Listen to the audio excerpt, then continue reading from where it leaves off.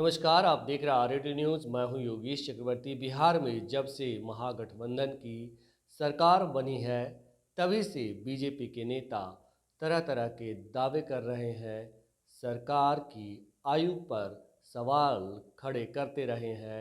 एक बार फिर बीजेपी के नेता जीवेश मिश्रा ने दावा किया है कि ये सरकार जल्द ही अपने अंतर्कलह से जो है धराशायी हो जाएगी, क्योंकि ये 7 दलों की सरकार है और स्वार्थ के आधार पर गठबंधन हुआ है।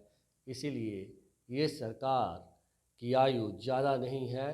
और जीवेश मिश्रा ने ये भी दावा किया कि चुनाव से ठीक पहले, यानी कि 2024 के लोकसभा चुनाव से ठीक पहले ये कुनबा जो है बिखर जाएगा। सुनिए जीवेश मिश्रा ने मौजूदा महागठबंधन की सरकार को लेकर क्या क्या दावे किए। अरे ये तो पहले से प्रमाणित है, कहीं का ईंट कहीं का रोड़ा। भानुमति जी ने कुनवा जोड़ा, तो साथ साथ पार्टी मिलकर के सरकार चला रही है। आपने देखा होगा कि इस 7 पार्टी में सभी के जो चुनावी वादे थे किसी के पूरे नहीं हो रहे।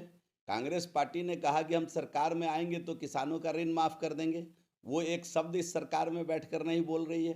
सीपीआई सीपीएम के लोगों ने कहा रसोईया दीदी को परमानेंट कर देंगे, वो एक शब्द नहीं बोल पा रहे हैं। राजद के का जो एजेंडा था, सुधाकर सिंह उसको लागू करने में शहीद हो गए।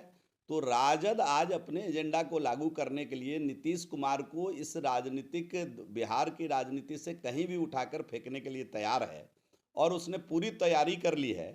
लालू जी आए हैं, लालू जी को तो हम सलाह देंगे उनके दोनों बेटों से भी और सभी उनके परिवारजन के लोगों से कि बहुत बीमार होकर के उभरे हैं, उनको भगवान स्वास्थ्य लाभ दें और उनके घर के लोग उनका राजनीतिक इस्तेमाल न करें, वो स्वस्थ कैसे रहें केवल इसकी चिंता करें।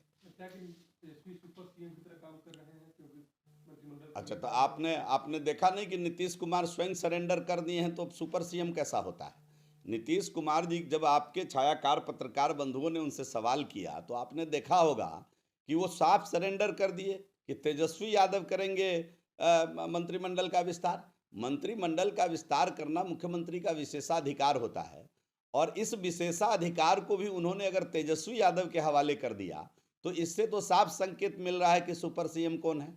हम लोगों ने शुरू में ही कहा था कि अब राजद की सरकार में माननीय नीतीश कुमार जी डम्मी सीएम के रूप में काम करेंगे, तो आप लोगों ने सवाल उठाया था। आज तो सीएम ने खुद ही कह दिया कि तेजस्वी यादव ही मंत्रिमंडल का विस्तार करेंगे। तो जो सीएम का विशेषाधिकार है, उस अधिकार को भी वो दूसरे की तरफ अगर ट्रांसफर कर रहे हैं, मजबूरन दे रहे हैं, या उनको चारों तरफ से इस प्रकार घेर लिया गया है कि अब उनकी भाषा इस प्रकार की हो गई है, तो आप खुद ही समझ सकते हैं इन विषयों को। मुख्यमंत्री जीतन राम मांझी ने रामायण के कुछ पंक्तियों को गलत ठहराया और कहा है ये पंक्तियों को हटाना चाहिए। अब जीतन राम मांझी की बात पर आप कहाँ जाते हैं, वो गार्जियन है, उनका अवस्था अब इस प्रकार का हो गया है कि कभी कुछ बोलते हैं कभी कुछ बोलते हैं। अब उनके पुत्र के साथ मैं नीतीश जी के कैबिनेट में मंत्री रहा हूं, तो हमको बकस दीजिए जीतन राम मांझी जी पर कुछ कहने के लिए। उनका अवस्था अब इतना हो गया कि मुझे लगता है कि अब जीतन चाचा को आराम की आवश्यकता है। हमारे आदरणीय राष्ट्रीय अध्यक्ष जी के पहले आदरणीय गृह मंत्री जी का बिहार दौरा पूर्णिया किशनगंज में हो चुका है।